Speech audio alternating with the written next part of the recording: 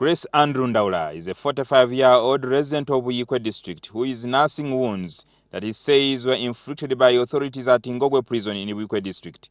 I can epitomize my stay in Ngogwe Prison as a visit in hell. In August this year, the middle-aged teacher was imprisoned for 3 weeks after a land wrangle with his neighbor. After the beatings, Ndawula says he was bundled into a pickup truck and taken to dig on private farms. When I fainted, they picked me and made me to sit in insects, which started biting me all over my body. I have scars and wounds on my back. The 45-year-old broke down in tears as he narrated his ordeal at Ngogwe Prison. I was beaten for remaining behind the fellow prisoners. Here at Ngogwe sub-county headquarters is where the alleged prison is. Ndawula claims he was tortured. Our attempts to talk to the authorities here proved futile, and we were told the prisoners had been taken to the farms for digging. That man was brought in the prison after he had been beaten. When he came back, he found the land had been sold. Now he engaged the ones who had bought the land and actually beat him. Then they are the ones who took him to police and brought him to the prison.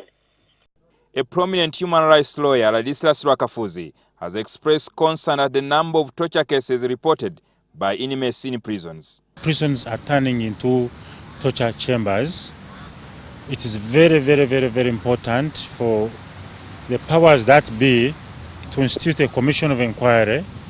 But in this case, if within it says an individual beat him, then investigations will be carried out and confirm whether actually the individual beat him. I feel that the OC is part of this thing. We are going to institute a suit against the OC prison in Ngogwe and the warders that participated in the torture.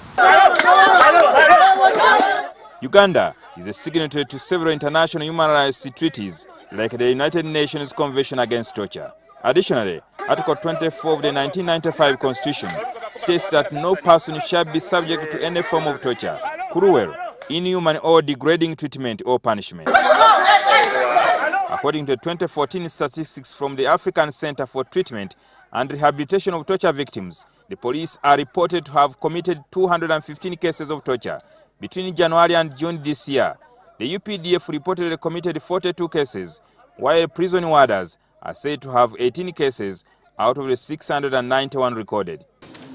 The judges' rules that were made in the 70s should now be revised to include the new definition of torture which exists in the Anti-Torture Act, so that torture will be one of the conditions that will be taken into account in determining whether a sentence is severe or whether it's moderate or whether it is lenient. The Prevention and Rehabilitation of Torture Act 2012 prescribes a 15-year prison sentence or a fine of 70 million shillings to a person convicted of torture. Jingo Francis, NTV Weekend Edition.